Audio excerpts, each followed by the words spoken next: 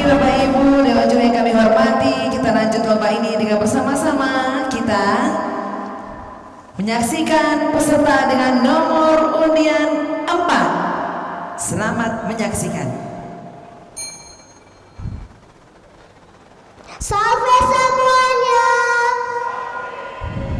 Bapak, Ibu, Pastor, Suster, dan Dewan Juri yang terhormat, perkenalkan saya Feodora Kinara Enwa dari Paroki Santra Penawan Maria diangkat ke surga Jangkang Malisebut. Kali ini saya akan menuturkan tutur kitab suci diambil dari perikop Injil Lukas bab 15 ayat 11 sampai 32 dengan tema anak yang hilang. Inilah ceritanya, selamat menyaksikan. Alkisah, ada seorang anak bungsu yang menuntut harta warisan kepada ayahnya. Permintaan harta warisan inilah yang menjadi dasar kesalahannya. Kenapa? Karena ayahnya masih hidup. Teman-teman semua perlu tahu ya, kalau adat istiadat orang Yahudi, seorang anak laki-laki wajib mengabdi ayahnya hingga akhir hayatnya, sehingga kepergian si bungsu ke negeri yang jauh meninggalkan rumah merupakan sikap seorang anak yang tidak berbakti dan tidak bertanggung jawab. Atau bisa dikatakan si bungsu itu sebagai anak durhaka. Kalau durhaka berarti melanggar 10 perintah Allah kan, yang berbunyi hormatilah ayah dan ibumu. Dosanya pun bertambah karena ia hidup berfoya-foya dan menghambur-hamburkan harta ayahnya.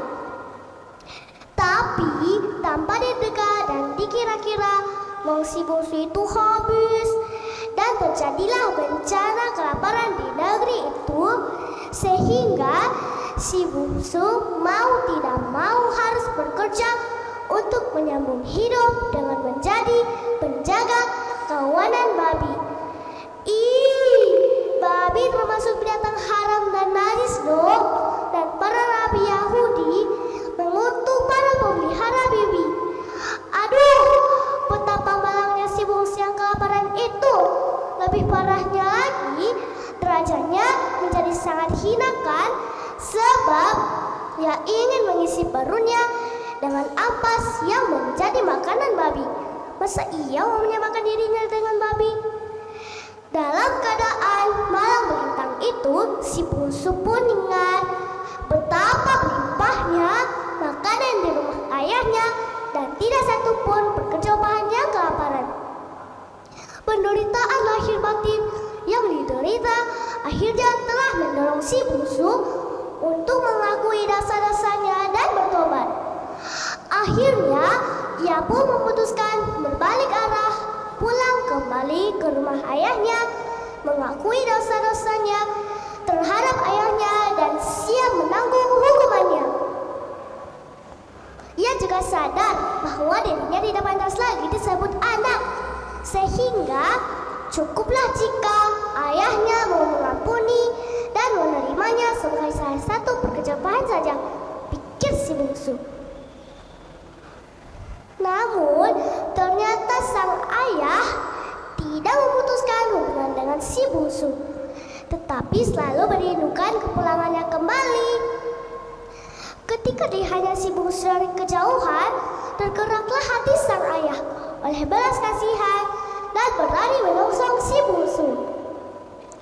Padahal kalau kebiasaan orang Yahudi itu sama saja merendahkan martabat orang tua loh.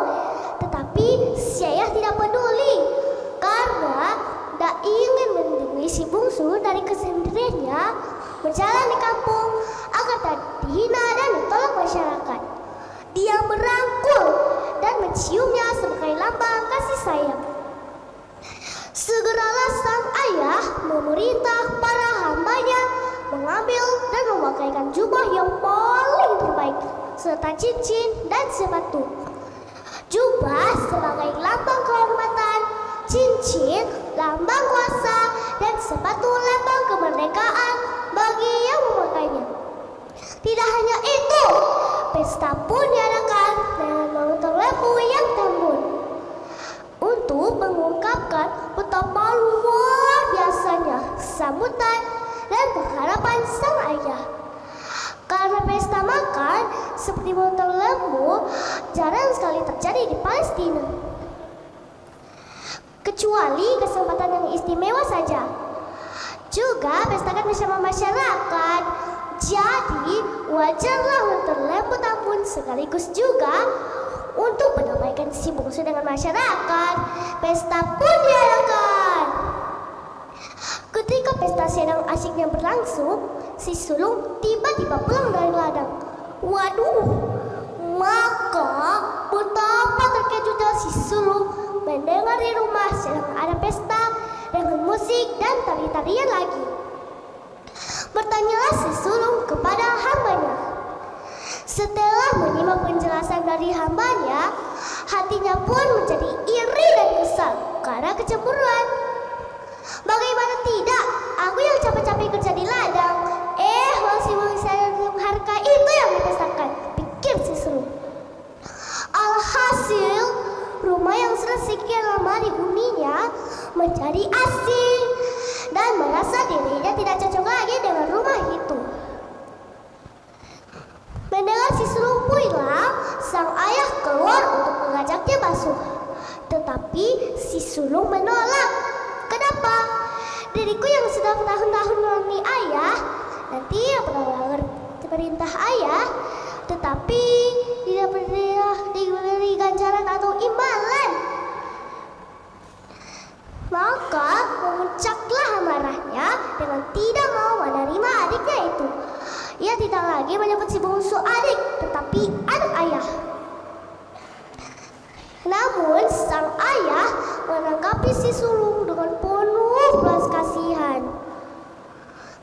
Sang ayah mau menyadarkan si sulung sebagai anak yang berhak atas ahli waris, bukan sebagai pekerja upah.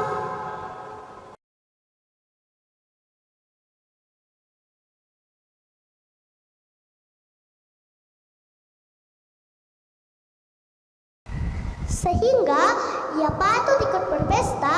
Kata si ayah, kita patut bersukacita dan bergembira karena adikku telah mati dan menjadi hidup kembali. Ia telah hilang dan didapat kembali. Ibarat yang sudah hilang ditemukan kembali. Maka seharusnya si sulung abangnya pun bersukacita bersama ayahnya. Demikianlah saya sampaikan tutur kitab suci ini. Mohon izin ya, saya akan menutup tutur kitab suci ini dengan sebuah pantun. Burung irian, burung cendrawasih, cukup sekian dan terima kasih. Dalam nama Bapa dan Putra dan Roh Kudus. Amin.